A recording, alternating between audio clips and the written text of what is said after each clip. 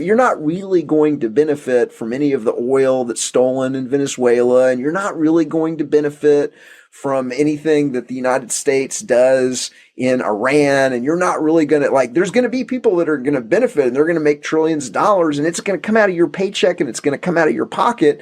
And, one of the examples this week is, Trump is going to stick the taxpayer, came out publicly and said he's going to stick the taxpayer with the bill for the oil companies to rebuild the oil infrastructure in Venezuela. Now, if anybody knows anything about the oil industry, it's kind of usual and customary for the multi-billion-dollar, very wealthy oil industry to fund their own investment and their own gear and their own, whatever, because they're going to make the lion's share of the profits.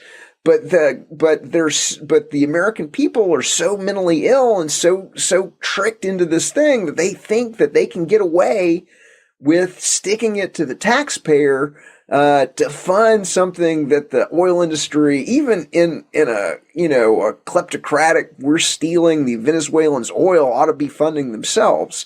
So it really is, it's powerful mind control. The majority of the population is under it. This is what we're trying to do at the Art of Liberty Foundation, is expose how they're doing it and these tricks that they're running.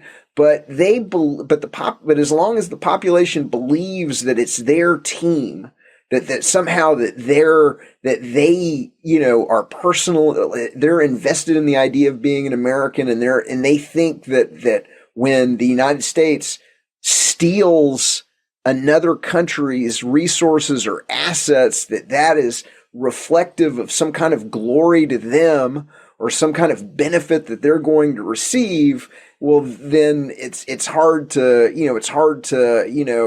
unpack that propaganda from people that have never really stepped back and thought about the system as a whole, the legitimacy of it, and what's really going on in the world. And so that's kind of what I would say to that. We're the Team USA, rah, rah, rah. Team USA is the one that's stealing half of your money in overt taxes, covert taxes, and inflation. And the fact that you're cheering them on is mental illness. Or any country. I'm here